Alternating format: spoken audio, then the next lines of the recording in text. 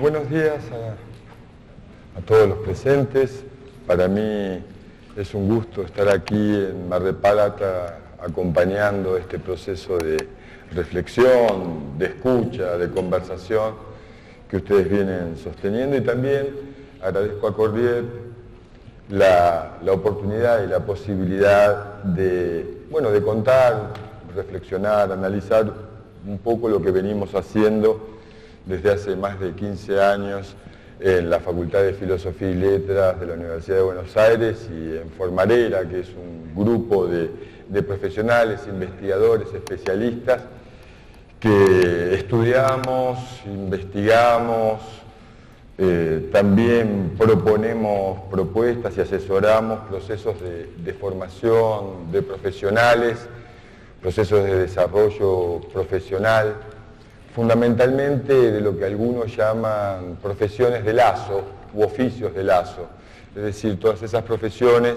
que trabajan fundamentalmente con personas, ¿no? Como pueden ser, por supuesto, los docentes, los psicólogos, los médicos, los enfermeros, los trabajadores sociales, los psicomotricistas, por ejemplo, los psicopedagogos, ¿no? La peculiaridad de este trabajo consiste justamente en tratar de potenciar las capacidades, las competencias, los saberes que todos estos profesionales desarrollan a medida que van teniendo experiencias profesionales en el campo. La idea fundamental de toda esta variedad de dispositivos y de estrategias de trabajo tiene que ver justamente con eso, con ponderar, reconocer, reconstruir, documentar y transformar en saber público, saber profesional, los saberes de experiencia que todos estos profesionales construyen a medida que van desarrollando sus prácticas y van reflexionando sobre ellas. En la Facultad de Filosofía y Letras de la UBA, de la Universidad de Buenos Aires, este conjunto de iniciativas las encauzamos a través de un programa de extensión universitaria que se llama Red de Formación Docente y Narrativas Pedagógicas, porque justamente utilizamos a las narrativas y a las competencias narrativas de los docentes como la estrategia metodológica para desplegar sus saberes y sus competencias. Los docentes, en este caso, indagan sus propias experiencias pedagógicas a través de estrategias narrativas y autobiográficas, y en ese mismo proceso de conocer, de construir saberes, de desplegar esos saberes y compartirlos con sus colegas, van avanzando hacia formas de conocimiento pedagógico que luego, a través de distintos mecanismos, se disponen públicamente, se hacen circular, generando la posibilidad de construir redes pedagógicas entre docentes que se autoforman, se coforman y también contribuyen a reconstruir y a disponer públicamente la memoria pedagógica de sus instituciones educativas. Tanto en la Universidad de Buenos Aires como en Formarera venimos diseñando y desarrollando estos dispositivos de formación profesional que se centran, como decía antes, en la reflexión y en la investigación de la práctica profesional y de la práctica docente, ¿no? Nuestro trabajo consiste fundamentalmente en diseñar estos dispositivos, en implementarlos asociados con otras instituciones, como es en el caso de AMIA, pero también con algunas casas salesianas, como por ejemplo en el Instituto María Auxiliadora de Almagro, en la Ciudad de Buenos Aires, comenzamos un proceso de este tipo, en donde el involucramiento de las instituciones, de los investigadores y coordinadores de grupo y los docentes que se incorporan a estas prácticas de investigación, formación y acción, configuran una alianza estratégica para poner en el centro del debate, en el centro de la reflexión, justamente todos esos saberes, esas palabras, esas formas de pensar y de hacer la educación en instituciones educativas para poder no solamente reflexionar sobre ellas, sino también aventurar, incorporar, hipotetizar cursos de acción que permitan la mejora, que permitan el despliegue de las potencialidades que tanto los docentes como las instituciones muchas veces tienen, pero que pocas veces reconocen. Sucede que existe una variedad de modalidades de intervención sobre la escuela y de formas de pensar la capacitación y la formación de los docentes que muchas veces soslaya o deja por un momento a un costado todos esos cúmulos de saberes que los profesores, que los maestros van construyendo cotidianamente en las escuelas y que tal vez tienen pocas oportunidades para poder desplegar, para ponerlo al servicio de la institución y también al servicio de la formación de sus pares, de sus colegas. A lo largo de 15 años, 16 años para ser más preciso, hemos, desde tanto de un ámbito como del otro, desarrollado una serie de proyectos en asociación, en vinculación con instituciones y redes de instituciones educativas a diferentes escalas, a diferentes niveles y también con ritmos diferentes, asociándonos con diferentes y muy diferentes actores del campo educativo, ¿no?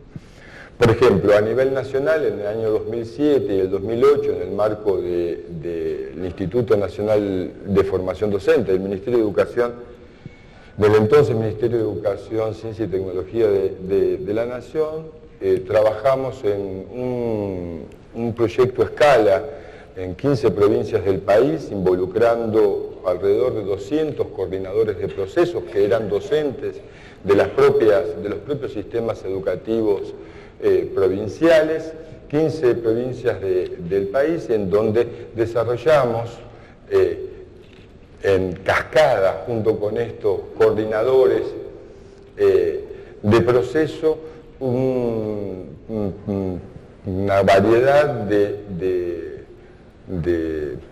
proyectos específicos provinciales que incorporaron alrededor de 1000 docentes de todo el país que investigaron a través de estrategias narrativas, etnográficas, autobiográficas su propia práctica y que culminaron con la publicación de alrededor de 1000 relatos de experiencias pedagógicas contadas, recreados, elaborados en esas comunidades de prácticas y discursos constituidas en cada una de las provincias. Eso fue un proyecto a escala que mostró las potencialidades de estos dispositivos también para ser llevados adelante en redes que involucran muchísimos actores. En ese proyecto estuvieron involucrados no solamente equipos técnicos del Ministerio de Educación de la Nación y de las 15 provincias que participaron, sino también equipos técnicos provinciales, 200 coordinadores y alrededor de 1500 docentes, de los cuales lograron concluir sus relatos de experiencias y la publicación de esos relatos alrededor de 1000. También trabajamos a nivel provincial o a nivel jurisdiccional. En el año 2004-2005, con el Consejo Provincial de Educación y la Universidad Nacional de la Patagonia Austral, en Santa Cruz, tuvimos la oportunidad de coordinar un proyecto que involucró a 500 docentes, alrededor de 500 docentes de la provincia de Santa Cruz, que también indagaron su propia práctica en un proceso formativo de desarrollo profesional, lograron construir documentos de experiencias pedagógicas que sirvieron como un insumo fundamental a la provincia, al Consejo Provincial de Educación, para evaluar y para considerar el diseño curricular que 3 o 4 años antes habían elaborado. Fue muy interesante ese proyecto porque justamente fueron los relatos, los saberes de experiencia de los docentes, es decir, esas formas de documentación que mostraban más bien cómo el currículum se construye en las escuelas, lo que constituyó un insumo para que los especialistas del Consejo Provincial de Educación pudieran rever el diseño curricular en una nueva alianza o una nueva forma de concebir, ¿no?, la relación entre los diseñadores de propuestas educativas y aquellos que con su esfuerzo y su trabajo cotidiano en las instituciones educativas lo llevan a la práctica, lo reelaboran y lo actualizan en prácticas de enseñanza. Otros proyectos también a nivel jurisdiccional fue otro que tuvo una escala mucho menor.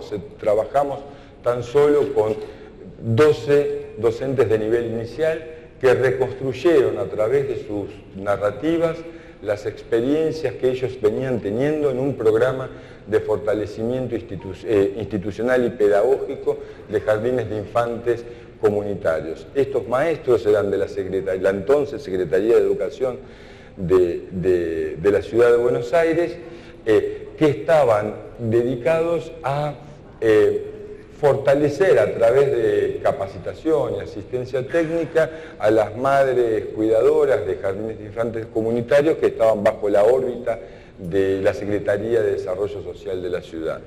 Ellos, a través de estos procesos reflexivos e indagativos, de su propia experiencia, colaborando con los jardines de infantes comunitarios, no solamente consiguieron tener un proceso reflexivo que mejoró su propia intervención e inclusive los mecanismos y las estrategias de intervención con esos jardines de infantes comunitarios, sino que también concluyeron su trabajo con un documento que escribieron colectivamente, que la Secretaría de Educación ratificó como propio y que constituyó una herramienta fundamental para las acciones de capacitación que la misma ciudad de Buenos Aires se dio para formar y capacitar permanentemente a los docentes de ese nivel.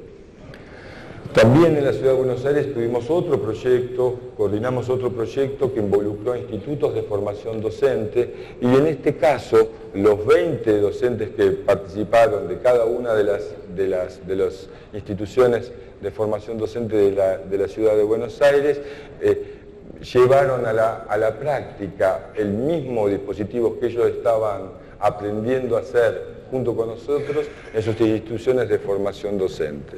También se concluyó ese proceso con una publicación, con un documento público que circula y que circuló muy intensamente en el año 2007 y 2008 cuando hicimos ese proyecto y que también incorporó al acervo de materiales y de estrategias para la formación de las instituciones formadoras, estrategias de nuevo tipo, centradas no tanto en la transmisión de contenidos, en la actualización de contenidos, sino que más bien se centró en estos procesos reflexivos sobre las experiencias de formación que tanto los formadores como los estudiantes venían sosteniendo en cada una de estas instituciones.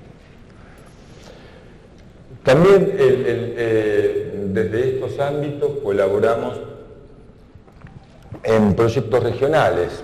Por mencionar solamente uno, traje algunos materiales que después los dispondría para que se acerquen y los puedan consultar y que puedan ver de primera mano estas producciones.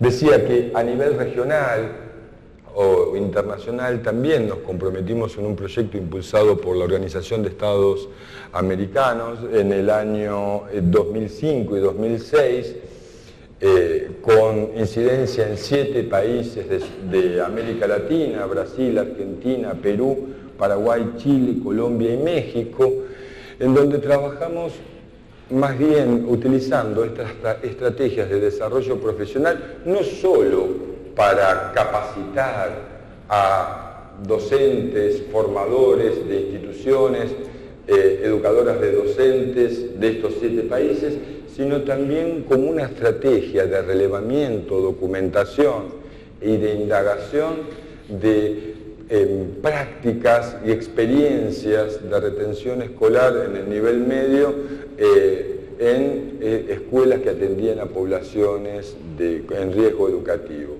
¿no?, de alta vulnerabilidad. Ese material fue publicado por la OEA, circuló en estos 7 países y constituyó, creo yo, un material muy rico, no solo porque mostraba las buenas prácticas de retención de estos establecimientos, de estos centros educativos, sino que también mostraba la forma en que distintos niveles de gobierno, de la administración escolar, pueden ponerse de acuerdo para generar procesos en donde se reconozcan los saberes no solamente de los especialistas que trabajan en esas temáticas, sino también de los directivos y de los docentes que se involucran activamente en esas prácticas, ¿no?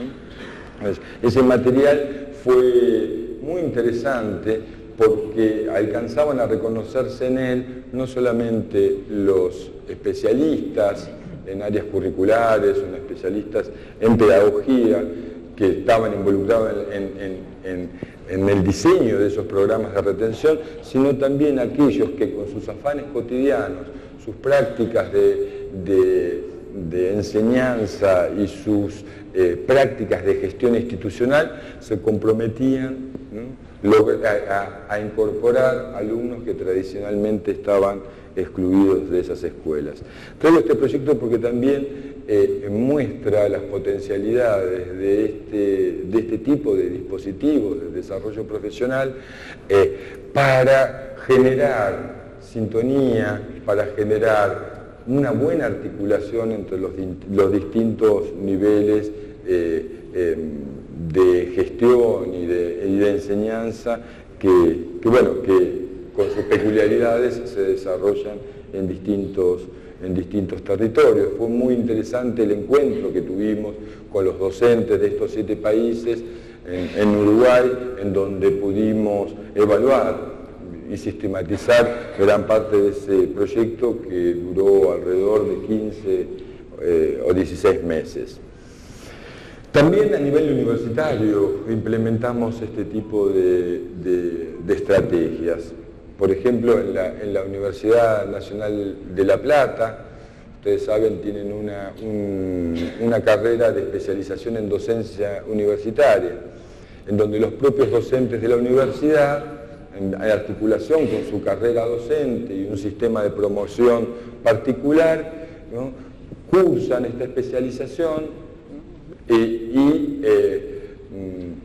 muchas veces tienen una primera oportunidad de sistematizar su formación como docentes.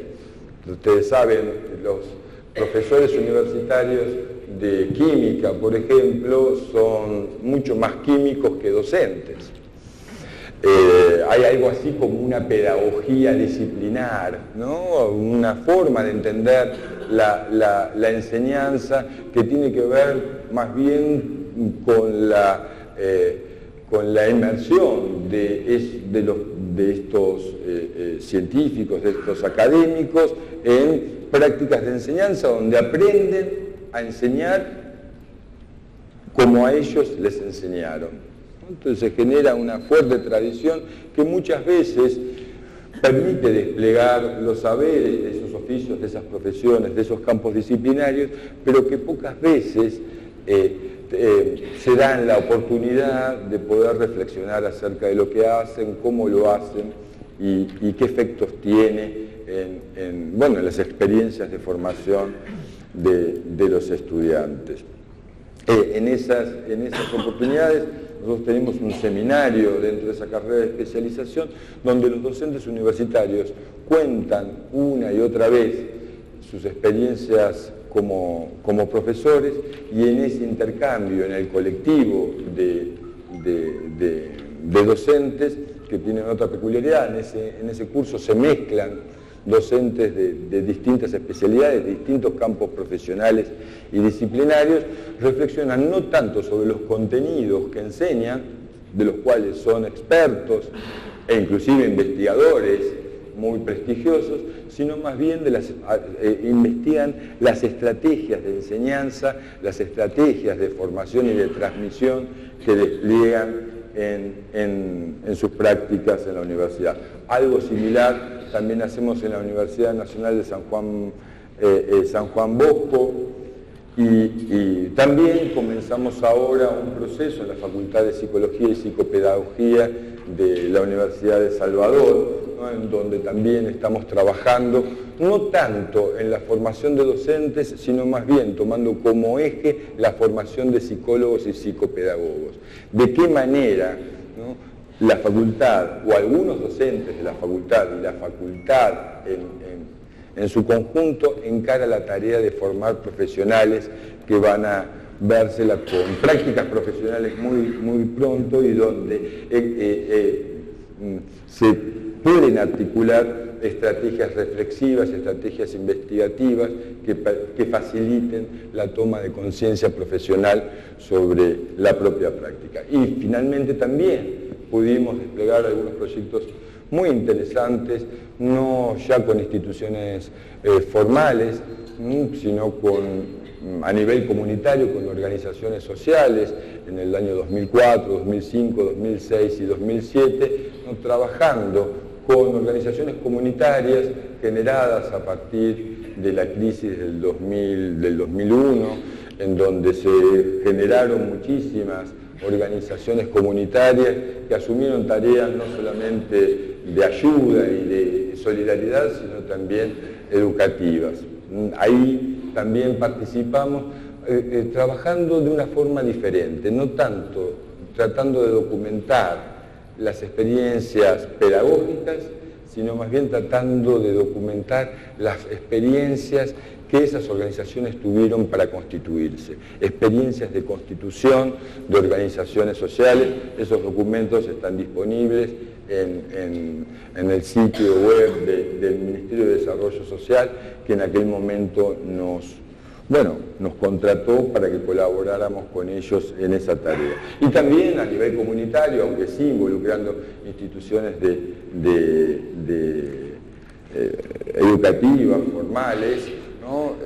La interesantísima experiencia que venimos desarrollando en AMIA con un conjunto de docentes del área judaica de estas instituciones, tratando de constituir, como comentaba Batia, un colectivo de docentes que no solo revean y replanteen su propia práctica a partir de documentarla, no solamente recuperen ciertas prácticas que fueron desplazadas a los bordes de la consideración institucional y ponerlas en el centro, sino también que elaboran y que colaboran entre sí para recuperar y reconstruir la memoria pedagógica, ¿no?, de la tradición judaica vinculada a la formación y a la educación de los niños y de los jóvenes.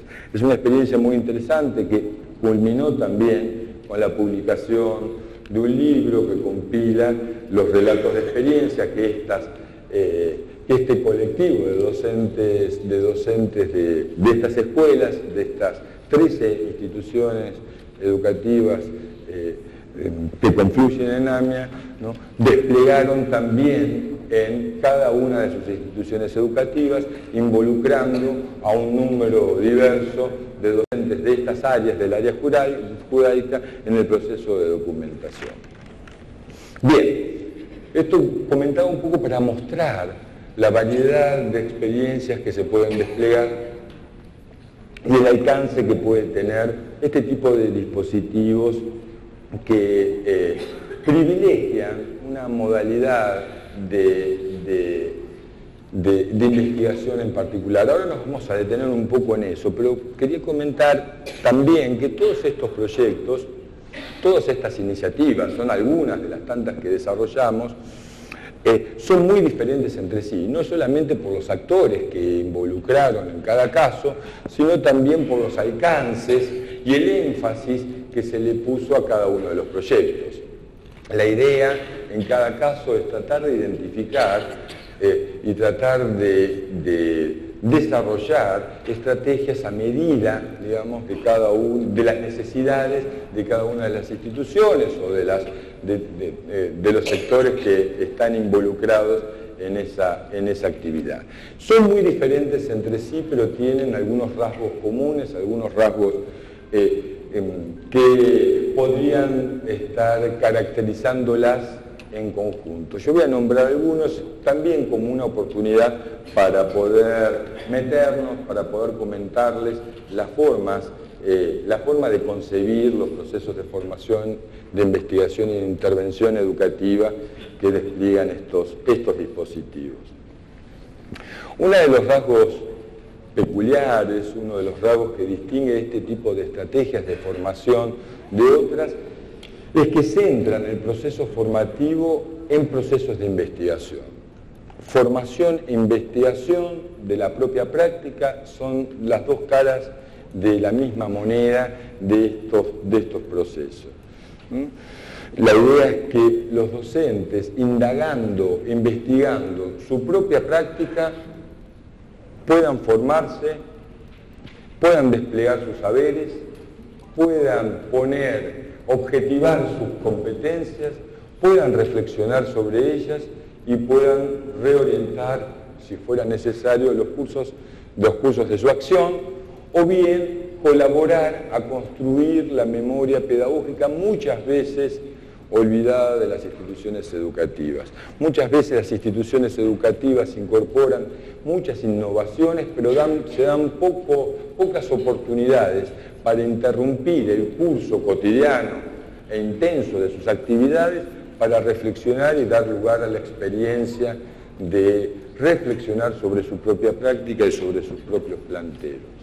Entonces, aquí hay una concepción de formación bastante diferente a las que son dominantes, a las formas de pensar la formación dominantes. Se piensa inevitablemente en la formación como una forma de producción de saber sobre el mundo escolar, sobre la experiencia pedagógica, sobre la propia práctica. La idea fundamental de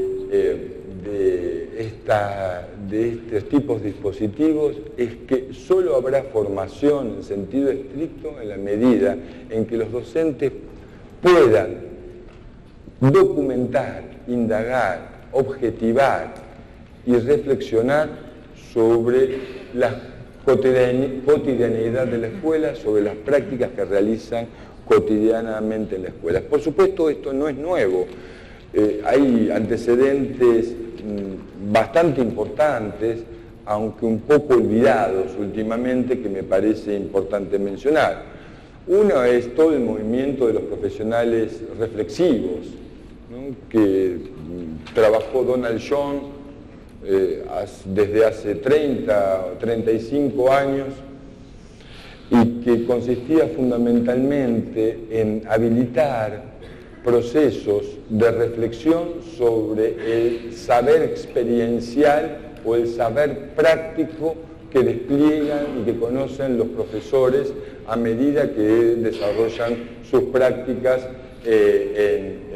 los profesionales a medida que despliegan sus prácticas profesionales en territorio.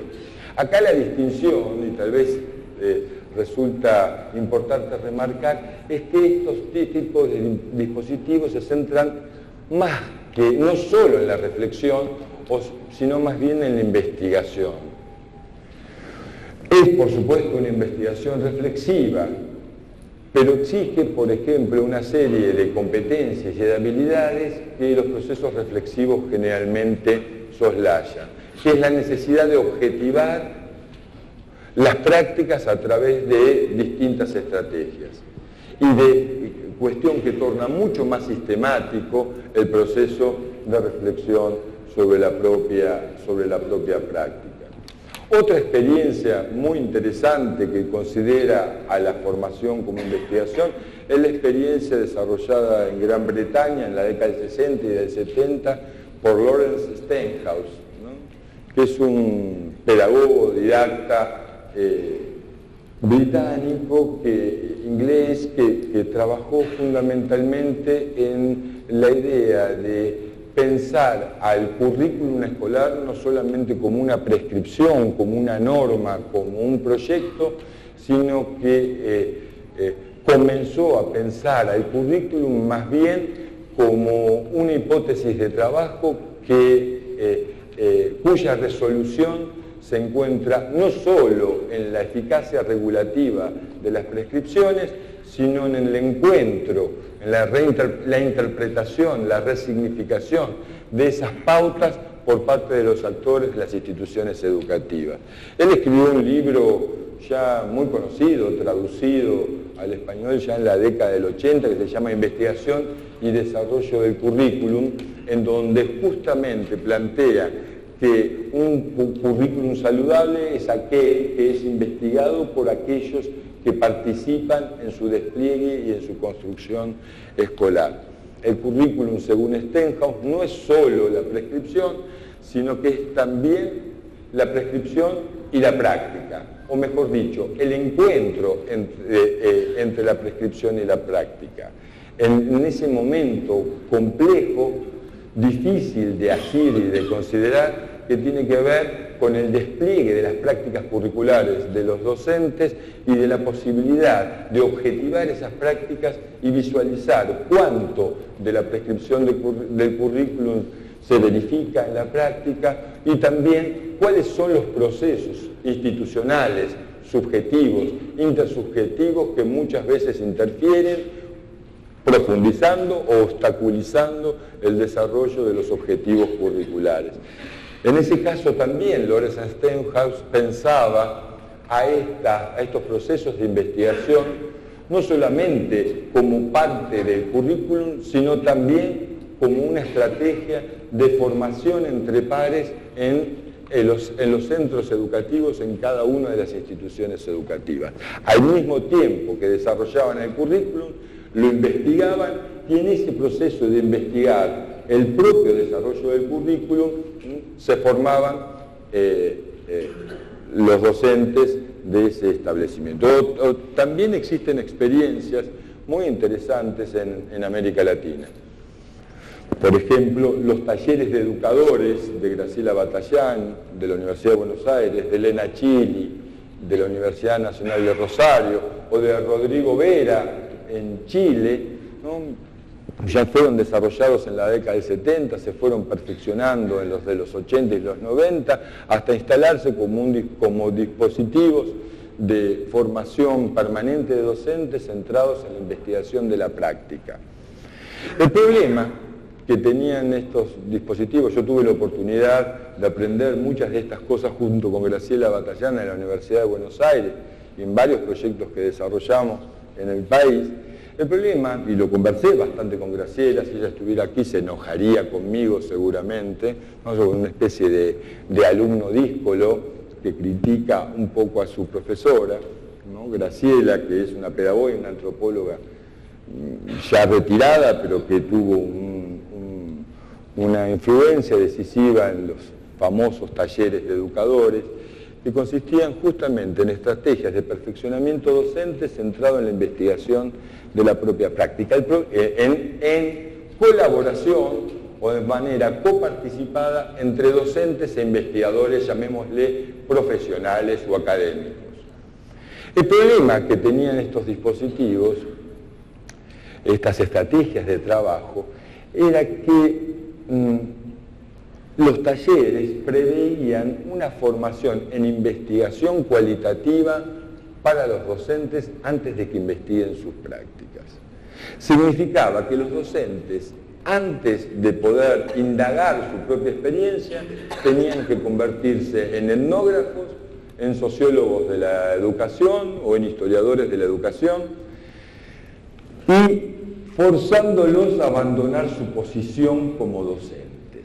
Y esto tenía un problema, porque si bien estos talleres eran muy efectivos con un grupo muy chico de 10, 12 docentes que se formaban intensamente en esas estrategias metodológicas de investigación, resultaba muy difícil pensar esos dispositivos a escala, por ejemplo, a escala nacional. ¿Cómo hacer para formar a los 1.500 docentes que participaron en el primer proyecto que describí a que se formaran en etnografía escolar, por ejemplo, o en investigación cualitativa.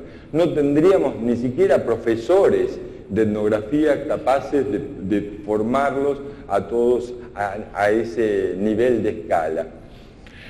Entonces ahí apareció la pregunta, y este es el segundo rasgo que quiero mencionar de este conjunto diverso de proyectos que desplegamos desde el año 2003, 2004 en nuestro país, aquí en Argentina. La pregunta acerca de qué tipo de investigación sería necesario desarrollar o sería compatible para pensar no solamente en la eficacia formativa de estos dispositivos, sino también para ser pensado a un nivel escala y para evitar el peligro, ¿no?, de que los docentes formados en investigación educativa finalmente abandonen la docencia para dedicarse a la investigación. Tenemos varios casos. Por ejemplo, la actual decana de la Facultad de Filosofía y Letras de la Universidad de Buenos Aires, Graciela Morgade, no sé si lo ubican, una mujer que se dedica...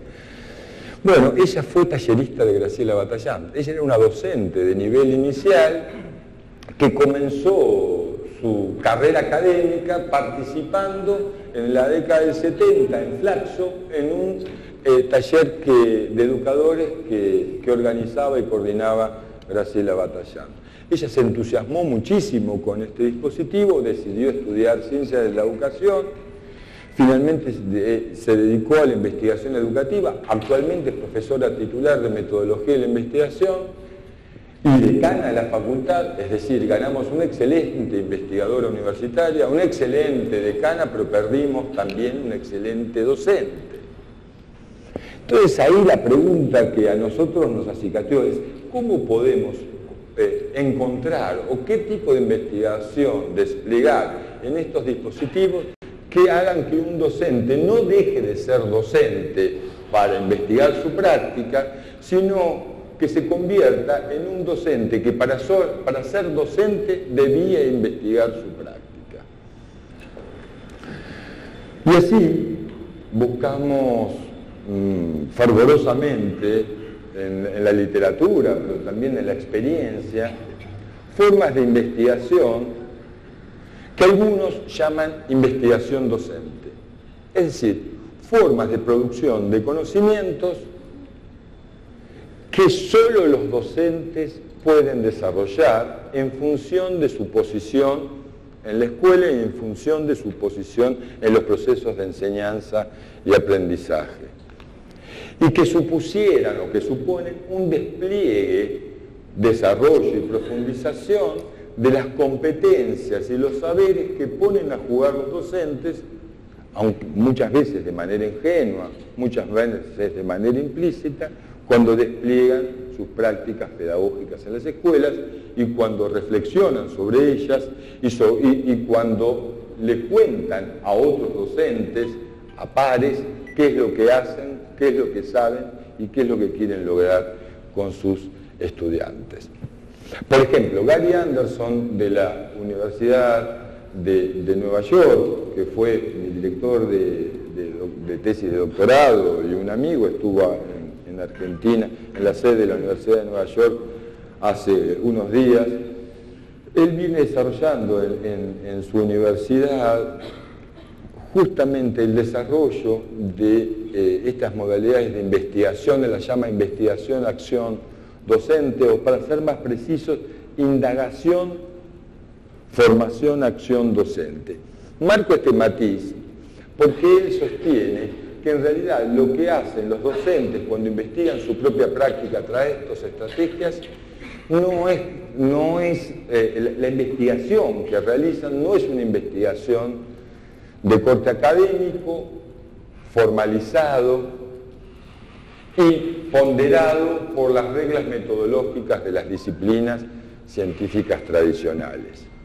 Él lo que defiende es la especificidad de este tipo de investigación, para lo cual él recopila, sistematiza, reflexiona y redefine los criterios metodológicos que, puestos en uso, por procesos de investigación docentes en distintos lugares del mundo. Y no solamente eso, sino que también desarrolla, dentro de los criterios metodológicos, dentro de los criterios que funcionan como reglas de composición de esos procesos indagativos, criterios de validación de ese saber producido.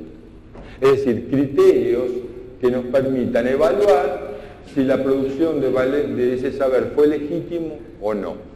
Porque lo que dice Gary Anderson es: este tipo de investigación requiere criterios metodológicos y criterios de evaluación propios.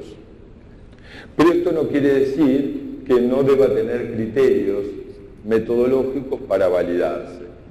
Dicho en criollo, no se trata de hacer cualquier cosa, se trata de hacer algo que sea sistemático, aunque regulado por reglas que no son las mismas que las del campo académico. Y esto por una infinidad de cuestiones, tanto de orden epistemológico como metodológico, pero fundamentalmente de orden pragmático.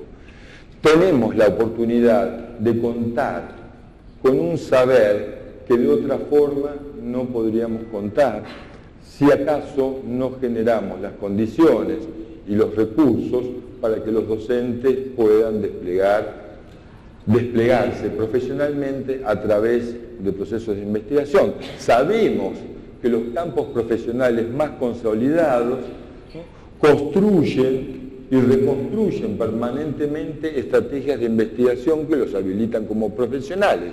En el campo de la docencia andamos un poco rengos en ese sentido y recurrimos siempre al saber especializado, desplazando a los docentes a un lugar muy subordinado en estas relaciones de saber. Generalmente los docentes son objeto de investigaciones, muy pocas veces son sujetos de investigaciones. Generalmente los docentes son objetos de intervenciones curriculares, muy pocas veces son considerados e interpelados como sujetos del currículum.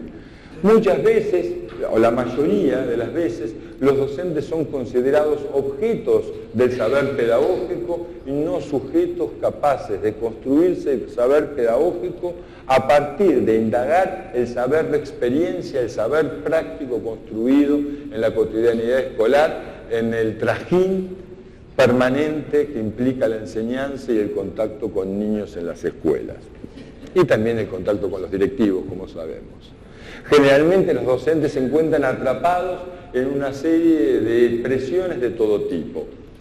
Presiones cada vez mayores, cuestión que podríamos discutir en otro momento, por parte de los niños y de los adolescentes, presiones de los equipos directivos, presiones de los especialistas de los campos disciplinarios que los capacitan y los actualizan en las áreas del currículum, presiones de los padres, por supuesto, presiones de los equipos de supervisión y de dirección, presiones sociales, y pocas veces, muy pocas veces, son reconocidos en su saber.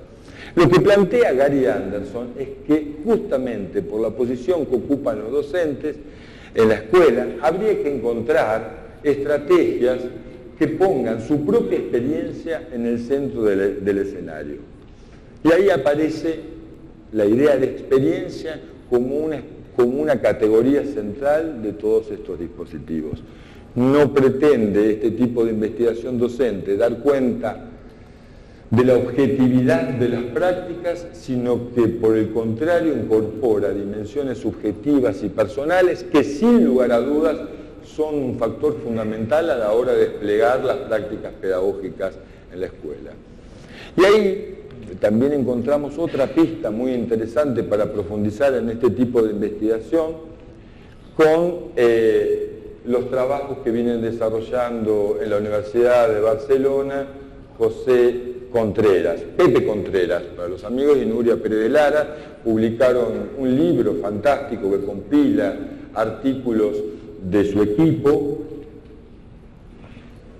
Se llama el libro Investigar la experiencia educativa, y fue publicado por Morata, no se consigue fácilmente en Argentina.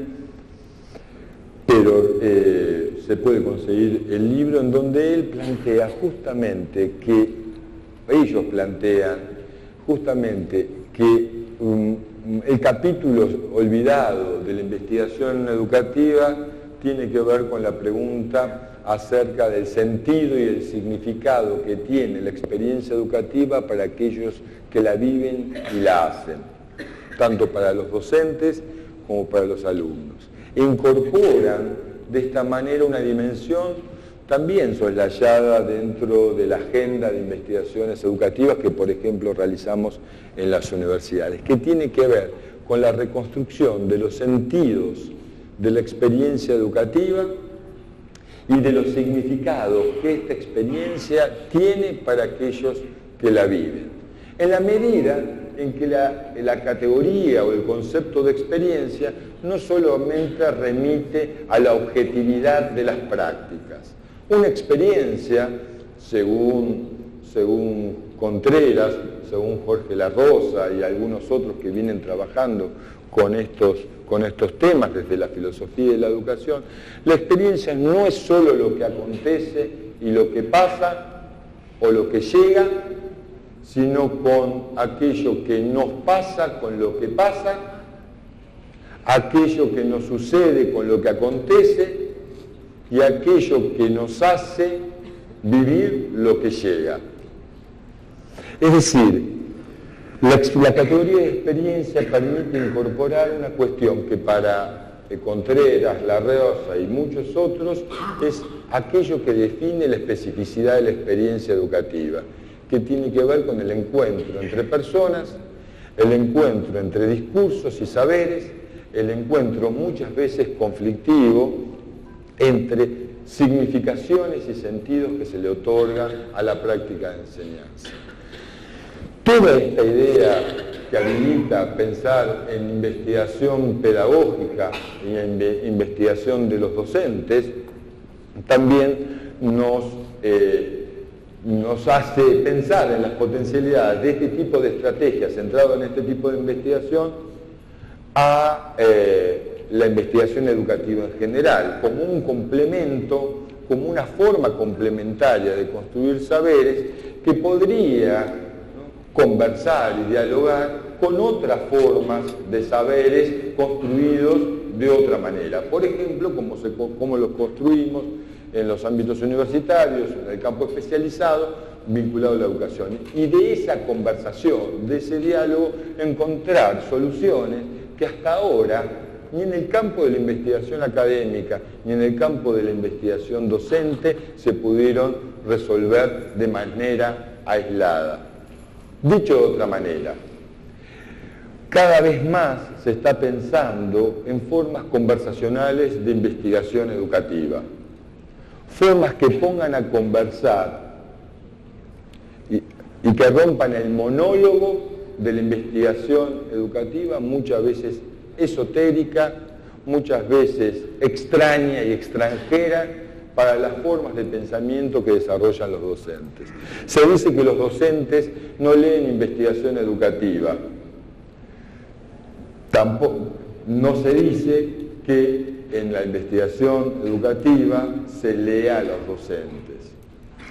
La posibilidad de que los docentes investiguen sus propias prácticas podría colaborar a que la investigación académica encuentre pistas que no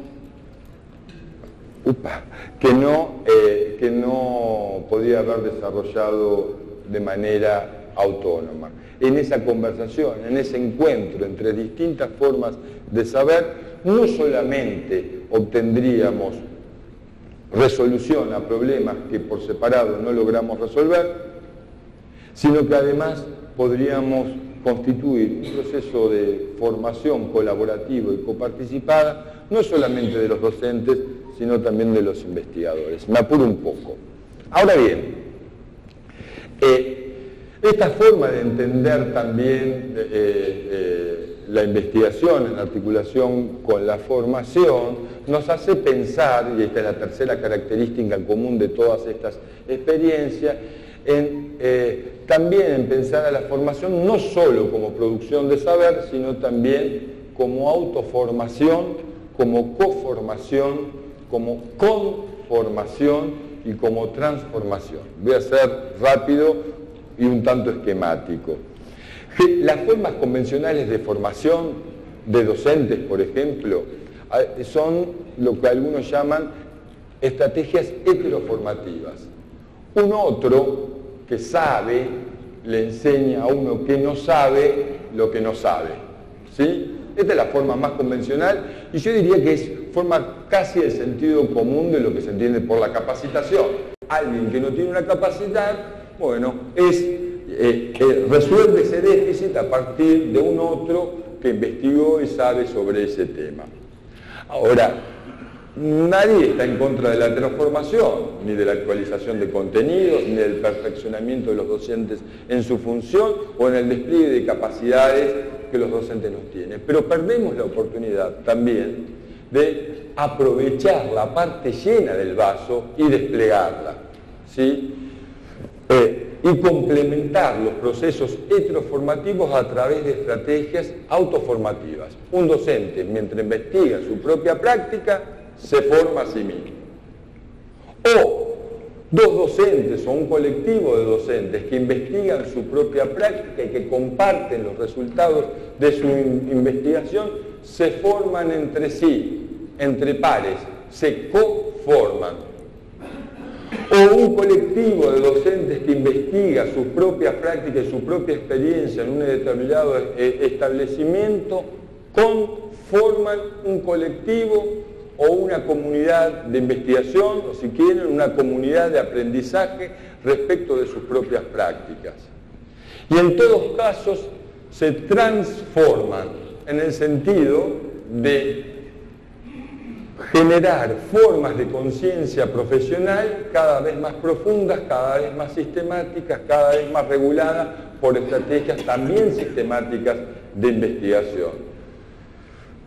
De formas de conciencia profesional más ingenuas que se construyen al ras de la experiencia a formas que son mucho más sistemáticas, mucho más discursivas y menos prácticas, que implican la transformación también del saber de experiencia, ese saber de la práctica que muchas veces está colonizado por formas tecnocráticas o está saturada de prejuicios improductivos, ¿no?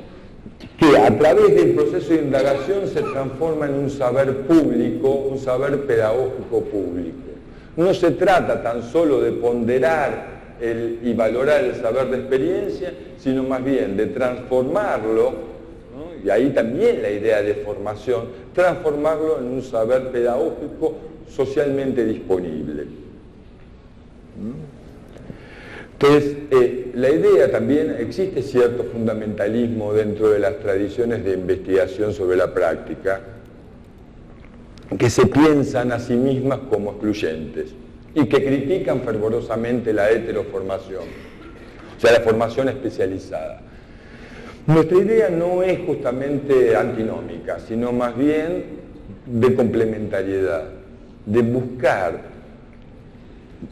de tratar de desplegar una visión completa de la formación, en donde el saber especializado y el saber de la práctica se puedan encontrar, insisto, para resolver problemas que tanto el saber especializado como el saber de la práctica solos no pueden resolver. Porque si nosotros estuviéramos ciertos acerca de las posibilidades de la investigación educativa, inclusive la experimental, en sus impactos en la práctica, no estaríamos hablando de estas cosas, o de este tipo de dispositivos. Se trata de que hoy por hoy, el conocimiento acumulado en la investigación de las ciencias de la educación no está dando respuestas a los problemas de la práctica, que muchas veces soslaya los problemas de la práctica y que muchas veces se elabora a través de un discurso que resulta ilegible, no solo para los docentes, sino para otros investigadores que están en otros campos de especialidad. Se ha especializado tanto en la investigación que no logra pregnancia en las prácticas educativas. y al mismo tiempo las investigaciones o los ejercicios reflexivos de los docentes tampoco encuentran canales especializados para poder interlocutar y construir, profundizar el saber construido en la práctica. Por eso preferimos pensarlo como una forma, como una modalidad de trabajo complementaria a las modalidades ya construidas y que logra efectos que la formación centrada en criterios heteroformativos, es decir, en capacitaciones externas, no logra. Por ejemplo, ¿cómo lograr el compromiso de los docentes con la misión institucional de un determinado establecimiento? ¿De qué manera afiliarlos al colectivo de profesionales docentes que se incorporan a la institución, que negocian con ellos sentidos y significados y que muchas veces se escapan de las posibilidades de poder contarlos como un equipo profesional que desarrolla y actualiza el etos institucional a través de sus prácticas? Y acá viene el tercer elemento en común. El cuarto elemento en común es que las estrategias de investigación que utilizamos en este tipo de dispositivos tienen que ver con lo que se viene denominando investigación narrativa y autobiográfica. Es decir, procesos de indagación centrados en la producción de relatos autobiográficos por parte de los docentes, autobiográficos o etnográficos, en donde narrativa, experiencia y formación constituyen un trípode del proceso reflexivo de investigación, formación, acción que desarrollamos. Dicho rápidamente, en la misma medida en que los docentes escriben y reescriben sucesivas versiones de un relato de experiencia autobiográfica, se van formando a sí mismos, forman a otros pares en el mismo proceso, conforman un colectivo de docentes narradores, indagadores de su propia práctica, colaboran a la construcción de la memoria pedagógica de la escuela y encuentran canales de diálogo hasta ese momento poco explorados entre las autoridades del centro educativo, de la institución educativa y sus propias prácticas profesionales. La investigación narrativa y autobiográfica está teniendo cada vez más visibilidad en el campo de la educación. En Europa, sobre todo en los países francoparlantes, a través y justamente vinculado a la formación de docentes y a la formación de adultos, se ha desarrollado una cantidad muy diversa de dispositivos vinculados a la investigación autobiográfica. En Brasil existe inclusive una asociación brasilera de pesquisa autobiográfica, que se realiza un encuentro cada 2 años donde participan alrededor de 1000 investigadores brasileños que problematizan la formación a través de este tipo de indagación. También existe la revista brasileña de pesquisa autobiográfica, que es una revista que compila experiencias y artículos vinculados a estos temas.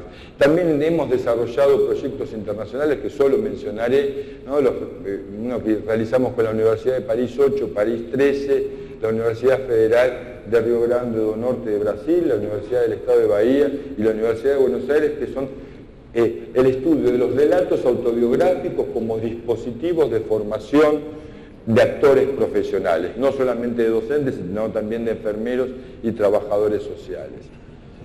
En Argentina, Colombia, México, Brasil, pero también en Chile, Uruguay y Costa Rica, traje materiales para que los puedan ver. También desplegamos estos procesos a través de un dispositivo específico y muy particular, que es el mismo que estamos desarrollando en AMIA, que es la documentación narrativa de experiencias pedagógicas.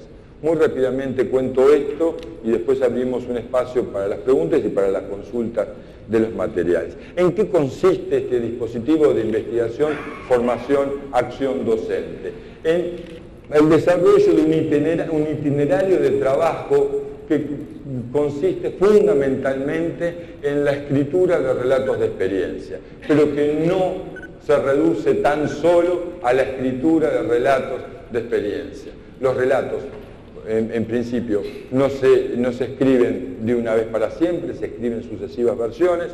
Los relatos no se escriben solos, se escriben con otros.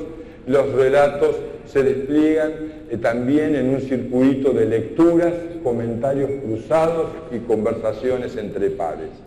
Y que consiste fundamentalmente en una sucesión de momentos, se estructura en una sucesión de momentos que son sucesivos pero que también son recursivos. Es decir, comienzan en este orden pero se mantienen a lo largo de todo el proceso.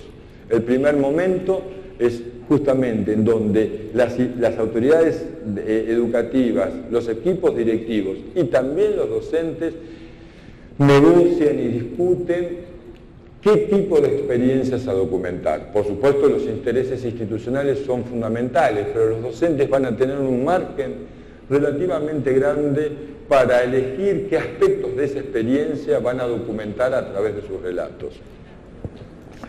Se identifican y se seleccionan las experiencias a documentar al principio, pero a lo largo del mismo proceso, por ejemplo, un docente puede cambiar el relato que quiere producir, en función justamente de la dinámica grupal. Luego de este proceso de identificación y selección se despliegan las estrategias de indagación narrativa y autobiográfica más convencionales.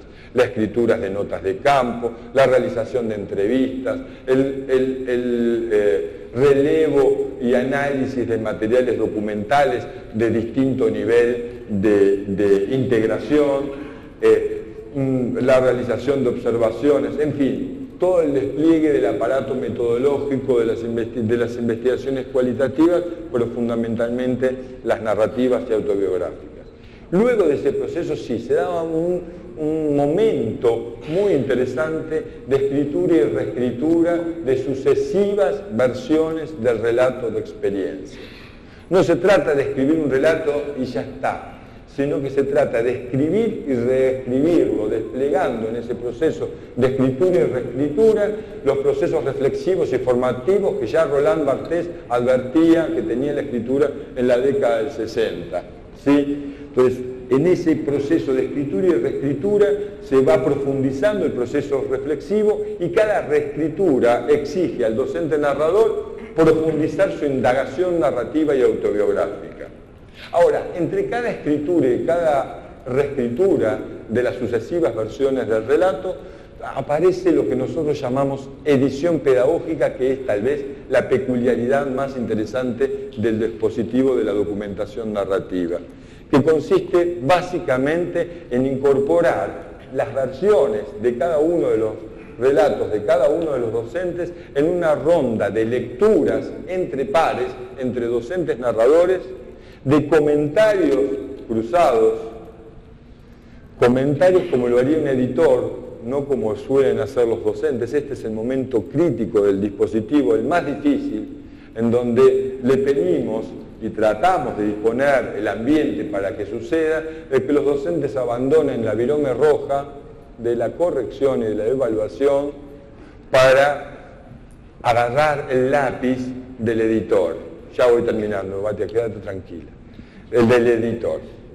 El editor usa el lápiz porque puede borrar o permitirle que borre el comentario al autor. El editor funciona más como una persona que lee tu texto para decirte de qué manera mejorar el texto que vos querés escribir, no el que lo lee, cosa que sucede generalmente en los ambientes educativos. Nosotros leemos textos de un colega y de los alumnos, ni que hablar, le sacamos la virome roja, aunque sea de otro color, y marcamos el texto porque tenemos una versión de lo que es el texto correcto. En este caso de investigación, en este caso de la edición pedagógica, el kit de la cuestión consiste en salir de esa posición evaluativa y avanzar en una posición comprensiva, facilitada por el hecho de que ese mismo docente que lee también está escribiendo su relato de experiencia y está padeciendo, digamos, las vicisitudes de la escritura.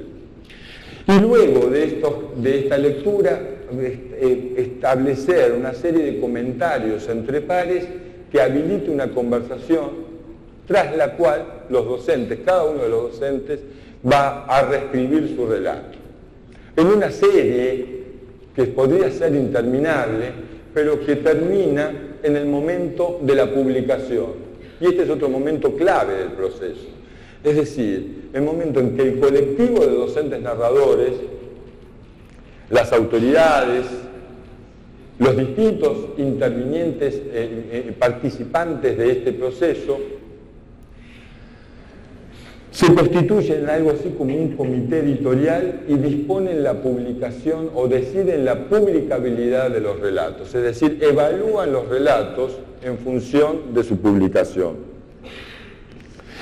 Y se disponen, luego de ese momento, públicamente los relatos. Obviamente a través de modalidades y formatos de todo tipo, por ejemplo, a través de un libro que compile los relatos, pero también a través de ateneos o estrategias que a nosotros no se nos ocurren, pero que a los comités editoriales de los procesos de documentación narrativa sí. Pongo un ejemplo solamente. En una experiencia en Tucumán, entre varias instituciones de formación, Tucumán, Salta y Jujuy, varias instituciones de formación docente decidieron publicar los relatos en programas radiales. Consiguieron un programa los viernes y esos viernes leían relatos y la comunidad educativa de padres, alumnos, conversaban en todos esos relatos generando un movimiento muy pedagógico, muy interesante entre comunidad, docentes y autoridades del establecimiento y poniendo la cosa educativa y las prácticas cotidianas de esa escuela o de esas instituciones educativas en el centro del debate público y en el centro del debate especializado acerca de la educación. Y también estos colectivos de docentes narradores no solamente plantean la publicabilidad y publican y disponen públicamente de los relatos. Acá una breve interrupción. Lawrence Stenhouse decía que el currículum es la tentativa de disponer públicamente la experiencia de llevar a la práctica una propuesta educativa. En cierta forma retomamos esa tradición y le damos al carácter público de la documentación narrativa justamente ese carácter curricular, de disposición pública de una experiencia que hasta ese momento venía siendo privada. Y también ese comité editorial trabaja en la puesta en circulación de los relatos publicados. ¿Quiénes son los que los van a leer? ¿De qué manera generar circuitos en donde los resultados de ese trabajo colectivo, grupal, pueda disponerse más abiertamente? Por ejemplo, desde ese colectivo de docentes narradores de una institución, por ejemplo, de una institución involucrada en el proyecto de AMIA, al conjunto de instituciones educativas que tienen, por ejemplo, un área judaica a desarrollar entre sus misiones institucionales. Entonces, mediante estos procesos de investigación, formación, acción de los docentes, complementan su formación, ganan confianza y se empoderan en materia pedagógica, comienzan a confiar en sus capacidades y saberes y competencias profesionales, otorgan sentidos y significaciones a su experiencia, se afilian, se comprometen con las instituciones educativas y generan una oportunidad para que estas instituciones educativas se piensen, se reflexionen, se conozcan, ¿no? Encuentren cursos de acción, revean cursos de acción, contando con la activa participación de los docentes, de los directivos y de los equipos técnicos de cada una de estas instituciones, ¿no? Y de esta forma, contribuir también a desplegar otras formas de investigar la educación, otras formas de formar y de formarnos como docentes, otras formas de gestionar las instituciones educativas y fundamentalmente otras formas de nombrar, pensar y hacer la educación. Bueno, muchas gracias. Bueno, te agradecemos a Daniel por su exposición, que ha sido absolutamente esclarecedora respecto del rol fundamental que tiene la recuperación de los saberes de los docentes y de las prácticas docentes a través de sus narrativas, y abrimos alguna pregunta o consulta al respecto. Sí, también comentarles que tengo acá algunos materiales para poder consultarlos. Sí. Acá hay una pregunta. Sí, allá había una primero, me parece. Sí, pero empezamos por acá.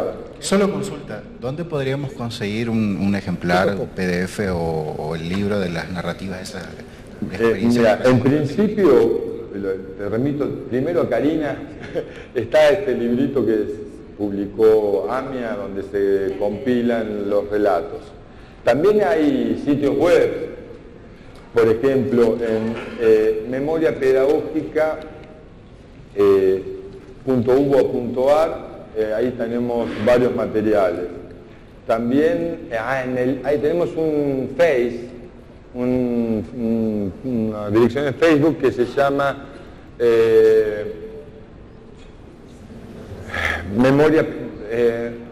de Docentes Narradores. Red de Docentes Narradores. Ahí van a encontrar no solamente relatos de experiencia, sino también materiales teóricos y metodológicos. Por ejemplo, en el proyecto que hicimos en el INET, ahora estamos rearmándolo, armamos en el Infod, armamos una serie de fascículos a la manera de un manual que permite orientar el proceso de documentación narrativa. Esto está en la página del Ministerio del Infod del Ministerio de Educación de la Nación. Se llama Documentación Narrativa de Experiencias, ¿sí? Colección de materiales pedagógicos. De todas formas, estamos haciendo reeditando el manual, que posiblemente lo publiquemos en la facultad o en novedades educativas, ¿sí? Justamente, hacia fin del año pasado, preparamos una compilación con Paula Dávila de relatos docentes de la experiencia pedagógica, que compila una serie de, creo que 15 relatos escritos por docentes en los distintos proyectos que mencioné y en otros, que está disponible en un librito muy económico, pero muy bonito, de novedades educativas. Este libro se regaló con la edición de diciembre de la revista. Hay ahí otra pregunta, por favor. Sí. Sí, Daniel, consulta. Esta experiencia de escritura, ¿la han hecho con gente de ciencias de la educación puntualmente? Digo esto porque yo soy de ciencias de la educación, pero nosotros normalmente le pedimos a los biólogos, a los químicos, que se resignifiquen, y por ahí continuamos nosotros con los mismos modos, el mismo vocabulario. Exactamente. Sí, acá hay una tensión con las tradiciones en ciencias de la educación, sobre todo con la figura, perdón la expresión poco académica, del maestrito ciruela que le viene a decir al otro lo que tiene que hacer. Acá es justamente lo contrario. No tanto seguir adelante estrategias que yo llamo designativas, designar lo que el otro hace, sino más bien enunciativas, generar las condiciones para que el otro cuente lo que hace y cómo lo hace. Y ver si a través de objetivar, a través de la escritura, ese cómo se hace, podemos reflexionar sobre eso, partiendo de cómo lo hace. Por eso yo digo que es una estrategia de la parte llena del vaso. Trata de potenciar lo que ya se tiene y no tanto en señalar lo que no se tiene. Generalmente las modalidades de capacitación tienen una interpelación descalificante. Empiezan a actuar diciéndole al otro, tú no sabes. Esta estrategia tiene la ventaja de partir justamente de lo que se sabe. No para quedarse con eso, sino para poder desplegarlo. Por eso decimos, de los saberes de experiencia, de los saberes prácticos al saber pedagógico. Todo ese proceso de escritura, reescritura, indagación, comentario, conversación, tiene esa finalidad de convertir ese saber de experiencia hecho en el hacer cotidiano en un saber pedagógico que pueda debatir, discutir con el saber especializado, con nuestro saber construido en los ámbitos universitarios y generar lo que algunos llaman encuentros de saberes. O otros vienen planteando, ya en términos epistemológicos más fuertes, ¿no? La idea de ecología de saberes. Para no desperdiciar, dice Boaventura de Sousa Santos, saberes, experiencias y sujetos que podrían estar contribuyendo a la mejora y a la resolución de los problemas y que muchas veces por la indolencia de la investigación científica son descartados, son minimizados, son desplazados a los bordes, ¿no?, de la consideración especializada. Pero bueno, sí, se trata justamente de corrernos un poco del lugar de señalar lo que hay que hacer para juntos pensar en lo que hacemos. Vendría por ahí. Muchísimas gracias. Sí, no, doctor. un minuto. Una última, pregunta? una consulta. Bueno. No es un comentario más que una pregunta. Hola. Acá, levanté la mano. No me voy a parar porque entre que soy petiza, me muero de vergüenza. No, Daniel, agradecerte profundamente vuelvo a reiterar la profundidad de los conceptos porque creo que vale la pena entender lo que estás diciendo con la profundidad de los conceptos teóricos que estás hablando. Realmente haber nombrado los maestros que leí, no quiero ser autorreferencial, créeme, pero me emocioné. Le decía a Karina hace 25 años que vengo trabajando en esto y nunca encontré a nadie que hable con esa profundidad teórica, por lo menos no en un panel así. No lo esperaba y lo agradezco. Realmente lo agradezco. Te agradezco. Muy bien.